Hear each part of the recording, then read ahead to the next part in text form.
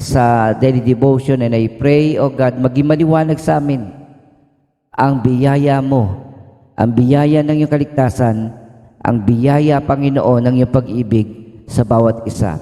Dalangin ko po, Lord, lubusan namin maunawaan ang katotohanan ito sa pangalan ng Panginoong Hesukristo. Amen and amen. Purihin ang Panginoon. Magandang umaga po sa inyong lahat. Hallelujah. So mga kapatid, now we are in the second chapter of Galatians chapter 2. At sa baging ito ng Galatia, kung naalala natin kahapon, ay pinag-usapan natin ang patungkol sa tinatawag nating mabuting balita. At itong mabuting balita na pinahayag ni Pablo ay hindi galing sa tao, kundi ito'y ipinahayag sa kanya ng Panginoong Jesucristo, ng ating Diyos mismo. So sana maintindihan niyo mga kapatid that the revelation comes from the Lord and it was revealed to Paul. Hindi gumamit ang Panginoon ng isang mangangaral upang ipahayag kay Pablo ang mabuting balita. Hindi lang siya diligtas ng Panginoon sa pamagitan ng mabuting balita na tinanggap ni Pablo, kundi siya ay itinalaga sa isang ministeryo na kakaiba sa sinimula ng Panginoon Jesucristo. At ito ay ang ministeryo ng Panginoon sa mga bayang hentil. So there is sa tinatawag nating ministry, specifically, God is using Paul to the people of the Gentile world. Ngayon, sa chapter 2, haharap o humarap si Pablo sa Jerusalem Council. Ito'y binubuo ng mga leaders ng unang church, no? Ng mga apostles, ng mga nila Pedro, at doon ipinresent ni Paul ang kanyang ministeryo at ang katotohanan ng kaligtasan na tinamo ni Pablo at ng mga taong nananalig sa Panginoon, Hudyo man o hindi. So, tungayan po natin ito. Unang-una, dahan-dahanay natin. Verse 1, makalipas ang 14 na taon, muli ako pumunta sa Jerusalem na kasama sina Bernabe at Tito. Okay, praise God. No? And then, sabi nga natin, ang sumunod na talata, mga sumusunod na talata, pinahayag ni Pablo ang ministeryo na ibinigay sa kanya ng Diyos at kanyang binigyan ng diin ang kaligtasan na kanyang tinanggap mula sa ating Panginoon. Ito'y isang biyaya sa pamagitan ng pananalig. Hallelujah. So, sa mga sumusunod na talata ay kinilala ng Jerusalem Council ang ministeryo na pinasimulan ng Diyos kay Pablo. Okay? So, ano ba ang nangyari nung oras na yon? Ang sabi ng Galatians 2, verse 2, nagbalik ako sapagkat pinalam sa akin ng Diyos sa dapat akong pumaroon. Okay? Upang maging maliwanag at ma-recognize na ang gawain na pinasimulan ni Pablo sa Gentile world ay kaisa ng Iglesia ng Panginoon doon sa Jerusalem. Ang sabi dito, nakipagpulong ako ng sarilinan sa mga pangunahin sa Iglesia at ipinaliwanag ko sa kanila ang mabuting balita ng kaligtasan na pinangangaral ko sa mga hentil. Not only the recognition of the Gentile ministry, but also the recognition of Paul as a minister, kamanggagawa, lingkod ng Panginoon sa mga hentil. Okay? So katulad nga na sabi nga natin sa Galatians chapter 1, some Jewish Christian are questioning the authority of Paul. Dahil wala siyang connectivity sa iglesia ng Panginoon doon sa Jerusalem, sa leadership, sa council ng Jerusalem. So, kini-question siya. Maging ang kanyang tinuturo. Kaya sabi nga niya, ang mabuting balita na kanyang tinuro ay hindi galing sa tao. Ito'y pinayag sa kanya mismo ng Diyos. So, ito ang pinresent niya sa Jerusalem Council. Ginawa ko ito sapagkat ayoko mawalan ng kabuluhan ng ating pagpapagal sa nakaraan at sa kasalukuyan. So, recognizing the authority of the Jerusalem Council. God recognized leadership. God recognized protocols. No, ibig sabihin, hindi niya tayo inuutusan na wag magpasakop, wag magpailalim sa mga pinili niya. Okay? But take note, hallelujah. Dito binigyan ng pansin ni Pablo that he has his ministry. He already received the ministry. And what is that ministry? To bring the gospel, dalhin ang mabuting balita sa mga hentil. Okay? So, sino mga hentil? Ito yung mga bayan na hindi mga Hudyo. Hindi sakop ng bayan ng Israel. Hallelujah. So, gaano kahalaga ang bagay na ito? Unang-una, sabi nga, ayaw mawalan ng kabuluhan ang pagpapagal. So, para hindi ma-recognize as renegade, no? So, para maging isa, magkaisa at ma-recognize na may nag-i-exist. Ang ating gawain, nagsimula tayo sa Pasay. Pero tayo ay nangalat, ang ating mga kapatid ay nangalat. Nakarating sa Las Piñas, ang iba ay napuntahan natin sa Masbate, sa Leyte. Mga kapatid, sabi nga natin, ang lahat ng ito ay itinulot ng Diyos. Nakasama namin kayo. Kayong mga nakatunghay, kayong nakikinig, kayong nanonood, ay nakasama namin sa ministeryong ito. Si Lord, ang dahilan. Kaya nandito tayo ngayon, nagkakaisa, nagsasama-sama.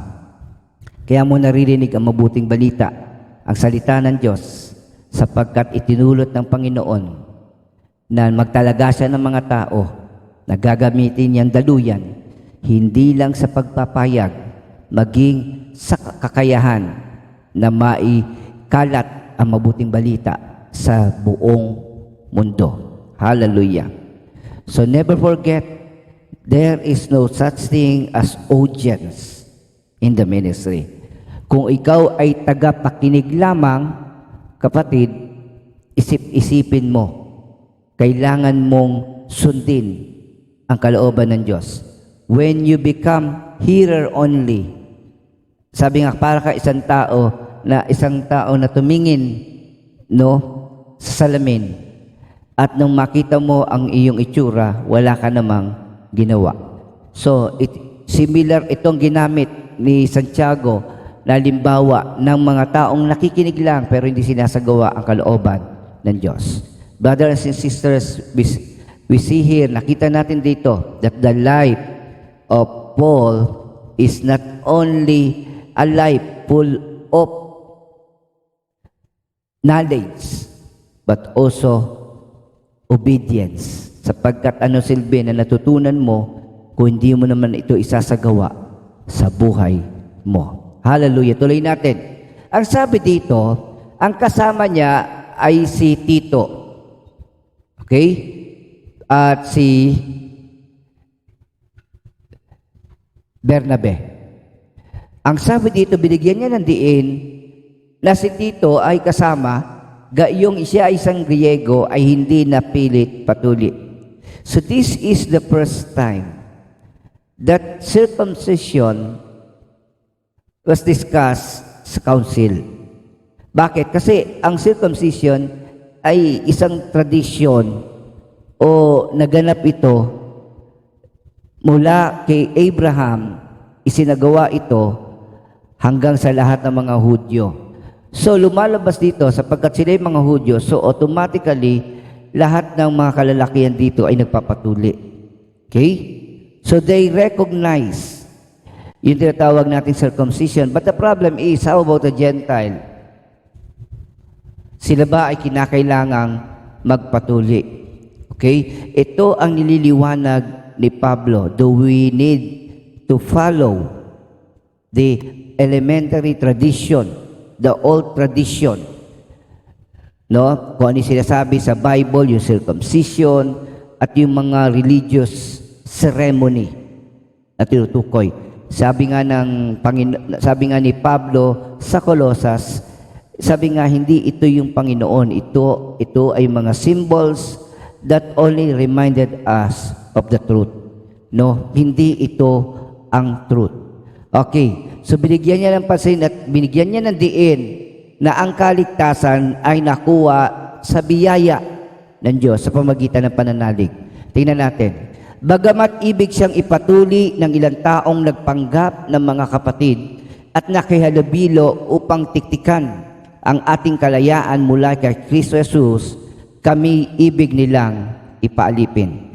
Tingnan natin ang Acts chapter 15. Ang sabi dito, may ilang taong dumating sa Antioquia mula sa Judea at itinuro sa mga kapatid ng ganito, kapag hindi kayo nagpatuli ayon sa kautusan ni Moses, hindi kayo maliligtas. So ito yung tinatawag, ito yung sinasabi ni Paul, no? Tingnan nyo, kung hindi kayo magpatuli ayon sa kautusan ni Moses, hindi kayo maliligtas. We are talking about freedom. Freedom, no, from traditions. Hindi po natin binabastos o tinatalikuran ang mga kautusan. Supposed to be, because of Jesus Christ, we are fulfilling its full content. No? Isinasagawa natin. But sabi nga natin, merong mas mataas kesa sa pagpapatuli. At ito'y walang iba, kundi ang pananalig at pagtitiwala sa ating Diyos. Hallelujah. Tinutulan ito ni na Pablo at Bernabe. At ito'y naging mainitan ng kanilang pagtatalo tungkol dito. Kaya dapat kaisahang papuntahin sa Jerusalem sina Pablo at Bernabe at ang ilang pang kapatid sa Antioquia upang makipagkita sa mga apostol at sa matatanda tungkol sa suliraning ito. Dahil nagkaroon ng tinatawag nating conflict, debate, no? Para sa i-validate yung tinatawag natin, ano ba ang tama? Magpatuli ang mga Gentile o sabi nga sapat na ang pananalig sa Panginoon. Hallelujah. So ito ay naging mainitan na pagtatalo at kaya itong dahilan kung bakit nagpunta si Pablo sa Jerusalem para humarap sa mga elders, sa mga apostles. Ang sabi dito, sinugo nga sila ng iglesia at pagdaan nila sa Phoenicia at Samaria, binalita nila ang pagkahikayat sa mga hentil. Ito'y labis na kinagalak ng mga kapatid. Verse 4, pagdating sa Jerusalem, malugod silang tinanggap ng mga apostol, ng matatanda at ng buong iglesia at isinalaysay nila ang lahat ng sinagawa ng Diyos sa pamamagitan nila. Purihin ng Panginoon. Kaya iniharap nila yung issue upang matuldukan na. Okay? Sapagkat ang pinag-uusapan natin dito ay ang Gentile ministry sa pamagitan ni Pablo. Huwag kayong malilito na sila Pedro ay nanatili sa mga kapwa nila Hudyo. Yun ay utos din ng Panginoon. Hallelujah. Tuloy natin. Verse 5 ng chapter 2. Ngunit hindi kami napailalim sa kanilang kagustuhan kahit isang saglit upang maingatan namin para sa inyo ang tunay na mabuting balita ng kaligtasan. Hello. Ang mabuting balita ng kaligtasan.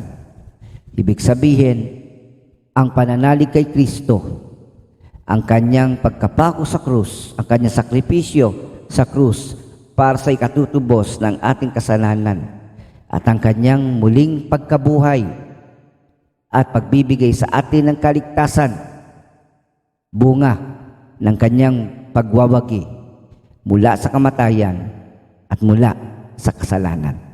Hallelujah. Purihin ang Panginoon. So, lahat ng bagay na ginagawa ng mga Hudyo before ay nawalan na ng kabuluhan dahil kay Kristo, dahil sa kanyang muling pagkabuhay. Hallelujah. So, huwag tayong malito. Kaya sabi nga natin, do we have to follow the tradition, the rules, pati yung pagkain, pananamit, no? So, do we have to follow these things, these rules, no? Yung mga patakaran ng mga Hudyo. Kapatid, ang pinag-uusapan dito ay kaligtasan. Ang pinag-uusapan dito ay ang mga Gentile people who accepted the Lord and they have received the salvation through faith, no? By grace, through faith. Kaya nung oras na pinipilit nila si Tito na magpatuli, dito na tinulundukan at napag-usapan sa council at na-recognize sa council, no, na hindi na kailangang magpatuli ng mga Gentile Christian. Okay? So sabi nga natin, kapag ginawa nila ito, sabi nga, pag ginawa nila ito, dito nila marirealize na muli silang bumabalik sa kautusan. This will be further explained in the coming chapters ng Galatians. Liliwanagin ito, no?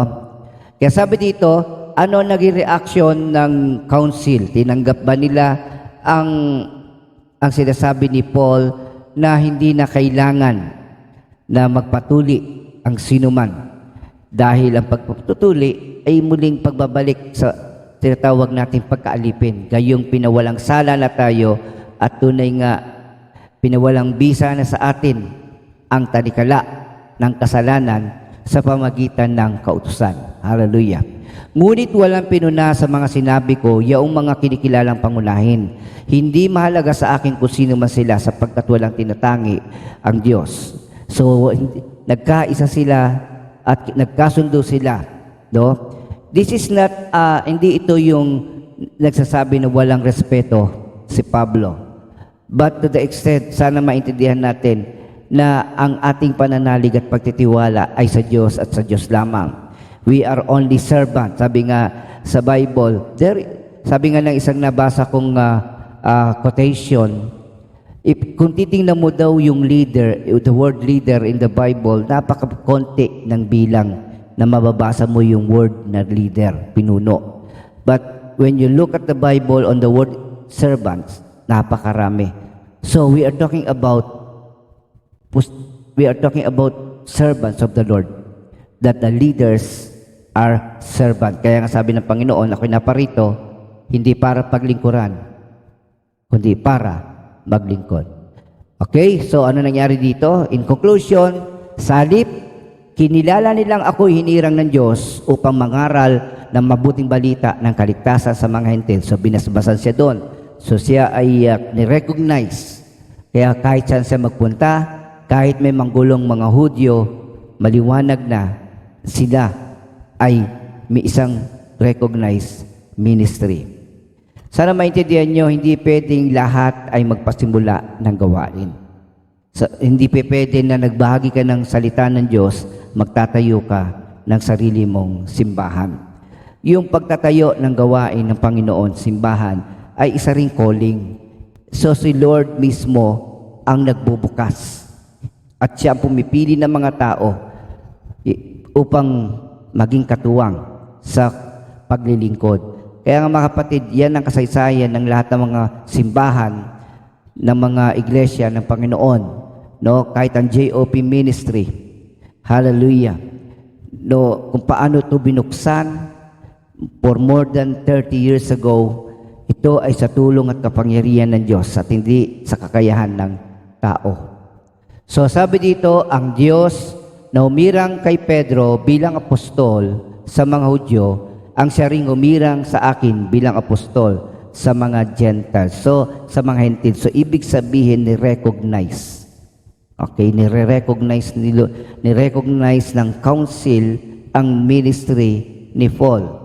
Sana maintindihan natin na ang utos ng Diyos ay humayo tayo. So, they settled in Jerusalem. Ang council na nakafocus sa tinatawag nating mission sa mga Hudyo. But take note, hindi naman ibig sabihin na natili sila sa mga Hudyo. No. No, makikita rin natin that some of the apostles also came out. Lumabas din sila sa Gentile world at nag-share ng gospel. So, sabi nga natin, pinag-usapan lang dito na tunay nga, they recognize Paul as a co-worker in the Lord. Number 2, they recognize that the only way to salvation is by grace through faith in Jesus Christ. Hindi sa pamamagitan ng mga seremonya o mga gawang katulad ng baptism at pagtutuli, circumcision. Verse 9, nabatid nila Santiago, Pedro at Juan, mga kilalang haligi ng iglesia, na ang Diyos ang siyang nagbigay sa akin ng tanging kaloob na ito. Kaya't kami ni Bernabe tinanggap nila bilang mga kamanggagawa. Pinagkasunduan namin na kami sa mga Hentil at sa mga Hudyo naman sila. So, tandaan niyo po mga kapatid, hallelujah, na ang bawat iglesia, simbahan ng Panginoon, ay merong personal o tiyak na tinutumbok, specific ministry, no? So, yung nilalakad natin, no, hindi man tayo nakararating sa buong Pilipinas, still, the Lord gave us Bonbon, the Lord gave us Leyte, the Lord gave us Las Piñas, yung mga kaluluwa at mga pamilya doon upang mabaginan ng salita ng Diyos. Hallelujah. So, they did not only recognize Paul, but also recognize the ministry. At the same time, nagkasundo sila sa katotohanan patungkol sa kaligtasan. Sana maintindihan natin na si Pablo sa lahat ng mga lingkod ng Panginoon, ang binigyan niya ng karunungan to consolidate at maipaliwanag sa lahat ang kadakilaan ng kaligtasan ni Kristo. Galatians chapter 2 verse 10. Ang sabi dito, ang hiling lamang nila ay huwag namin pababayaan ang mga dukha na talaga namang pinagsisikapan kong gawin. Hallelujah. The ministry of the Lord, the church, is not only a ministry aims to convert people. There's a big difference between conversion. No? Si Pablo sa chapter 1 ay binigyan niya ng diin ang kanyang pagkatawag, hindi ang kanyang conversion. Hello. Ano yung conversion? Ano yung tinatawag nating conversion ni Pablo? Yung mula sa pagiging devout Jew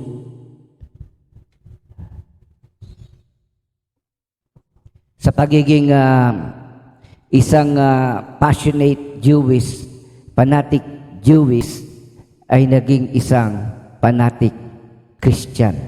Okay? So, dito natin ma-realize that people have religion but not all religion have God. Hello? So, maraming reliyon pero hindi lahat ng reliyon ay may tunay na Diyos. Pero naniniwala tayo, may iisang Diyos. No? At hindi na parito ang Panginoon Hesus para magtayo ng relihiyon. Ano ibig sabihin nito? Religion is still man's way to reach God. Samantalang ang ating pananalig, ang ating faith, sabi nga natin, ang biyaya ng Diyos sa ito is God reaching out to men. So si Lord ang umabot at hindi ang tao. So our way is the way of the Lord. Kaya ang kaligtasan ay hindi natin nakamit sa mga gawang mabuti o sa pagpapabinyag o sa tinatawag nating pagpapatuli. Nakuha natin, natanggap natin ang kaligtasan sa biyaya sa pamagitan ng pananalig kay Kristo Jesus. Bakit kailangan mong bigyan ng pansin at diin ang mga bagay na ito? Because everything starts with the Lord. He is the Alpha and the Omega. He is the author and the finisher of our faith. Siya yung nagpasimula at siya ang magbibigay ng tagumpay, hindi wakas sa ating pananalig. Hallelujah. So sabi nga natin, lahat ng bagay sa buhay natin espiritual, sa pagtitiwala sa Diyos, sa ating kaligtasan, maging sa buhay ng ating pamilya. Lahat ng yan ay nakasandig kay Kristo. Walang bahagi ng buhay mo na hindi kayang pagtagumpayin ng Panginoon. Walang mga bahagi ng buhay natin na hindi pwedeng ipasakop sa kapangyarihan ng ating Diyos. Even our family, even choosing our loved ones, maging pagpili natin sa the one, sa kalooban ng Panginoon. Ang tinutukoy ko ay yung ating magiging partners in life. No? So these things should be founded on our relationship with the Lord. I remember one time nang kami nag-seminar ay nakipag-usap kami sa isang guro, no? So napagkamalan ata ako na manliligaw. So sabi ko, makipagkilala lang naman ako, teacher din ito. Sabi, o sige ha, bago ko ibigay ang pangalan ko, ay gusto muna namin kayong anyayahan, no? At makinig ng katotohanan. Yung kagad, no, makikipagkilala ka pa lang, pero gusto na nila mag-share. No, ito ay isa sa mga tinatawag nating kulto, no? Ganun sila kainit sa kanilang doktrina, sa kanilang katuruan, na kahit man lang sa pamagitan ng pakikipagkaibigan, gusto nila ibahagi kaagad-agad. Okay? So, sana ganito rin tayo, mga kapatid, that even in having a relationship within the community, within opposite partners, o sino pa man sa pamilya, we must share our faith. We must share the truth. Okay? So, yun ang katotohanan, mga kapatid, at gawin natin yun, mga kapatid. Hallelujah. Na tunay nga, ang lahat ng bagay, kalakip natin ang Panginoong Hesus Kristo. Hallelujah. Bakit kailangan nating maintindihan ang kaligtasan nating kapatid? Sapagkat until now, mga kapatid, the only way to overcome all the troubles of this world, the only way to be freed from the chaos and trouble of this world is through Jesus Christ. Kaya nga ho, mga kapatid, kung sa mundong ito ay may pandemya rin sa mga Kristiyano. But one thing to be sure is this: sa ating mga anak ng Diyos, tayo nasa ilalim ng pag-iingat ng ating Ama. Purihin ang Panginoon. Amen. Purihin ang Panginoon. Tunay ngayon ang katotohanan. Hallelujah. Na tayo ay iniingatan niya. Ibig ba sabihin, Pastor, na ang Panginoon ay nasa mga Kristiyan lamang?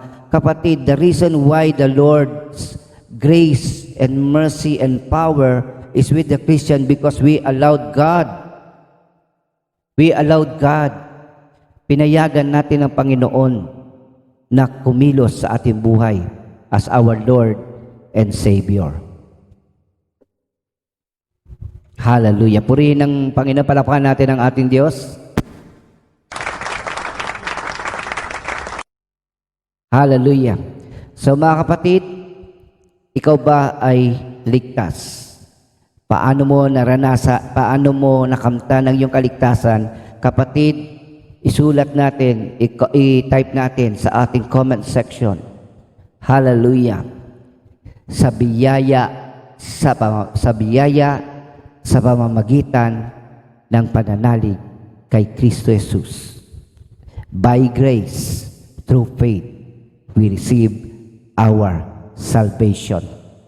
Not membership, not through membership, not through the church, but through Jesus.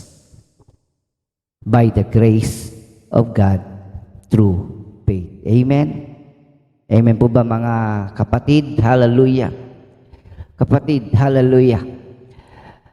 Kapag nanalig ka sa Panginoon, ang lahat ng bagay sa buhay mo ay magkakaroon ng tunay na tagumpay sa pamamagitan ni Kristo Jesus. God is good. God is great. Walang ibang pangalan na binigay sa silong ng langit upang maligtas ang tao maliban kay Kristo. At ang sabi ng banal na kasulatan, sabi nga ng aklat ng Juan, if you abide in me and my words abide in you, ask whatever you desire, and it will be done unto you. Purihin ang Panginoon. Isipin nyo, by grace, through faith. It was offered to us freely. It was given to us freely. Na unconditionally, kundi sa biyaya ng Diyos, tayo'y Kanyang niligtas sa pamagitan ng pananalig natin kay Kristo Jesus. Everything starts with the Lord and fulfilled with our God. Our victory comes from our God. Amen po ba? Purihin ang Panginoon. Kaya sa oras na ito, hallelujah, kayong mga kapatiran, never forget this. Huwag niyong kalilimutan ito, mga kapatid. Kung paano ang kaligtasan natin ay biyaya sa pamagitan ni Kristo. Gayon din naman, ang lahat ng bagay ay ating makakamtan at mapagtatagumpayan sa pamagitan ng ating Ama, ng ating Panginoon Kristo, ng banal na Espiritu, iisang Diyos na kumikilos sa lahat, para sa lahat, at para sa Kanya. Hallelujah. Praise God. Heavenly Father, we thank you, Lord, that we put our trust only in you. Tunay nga, Panginoon, mas mabuting magtiwala kami sa iyo, Diyos, sa lahat ng bagay, kaysa magtiwala sa tao. Sapagkat ikaw ay tapat, ikaw ay mahabagin, at lahat ng bagay ay mapangyayari mo. In the mighty name of Jesus, Father God, continue to move, Lord. May this faith, Lord, bring to us healing. May this faith bring to us, Lord, your peace and joy. And Lord, may this faith, Lord, bring to us, Lord, freedom from the bondages of sin, from the bondages of Satan. So thank you, Father. Lord, we are free. Lord, kami malaya na. At tunay nga, Panginoon, kami ay iyong mga anak. Salamat po ng marami, Ama, sa pangalan ng Panginoong Jesucristo. Amen and amen. Purihin ang Panginoon. Magandang umaga po sa bawat isa. Pagpalain tayo ng ating Diyos. Never forget the good news. Hindi lang ito tinatago, ito'y ipinoproclaim, ibinabahagi sa lahat. Kaya kapatid, bilang aplikasyon ng ating na pag-aralan ngayon, i-type mo diyan sa comment section, ibahagi mo ang mabuting balita. Kapatid, ibahagi mo ang mabuting balita. Sapagkat ito, nandito, ang kagalingan, ang himala, ang kapangyarihan, ang probisyon ng Diyos sa mabuting balita ng kaligtasan sa pamagitan ni Kristo. Amen and amen. Magandang umaga po. Pagpalain tayo ng ating Diyos sa buhay. Let's continue to sundan po natin itong seryeng ito. So, yung susunod na bahagi ay bukas. Magtiwala tayo, mga kapatid. Hindi po tayo maliligaw sa katotohanan ng binigay sa atin ng ating Diyos. Hallelujah. Glory to God.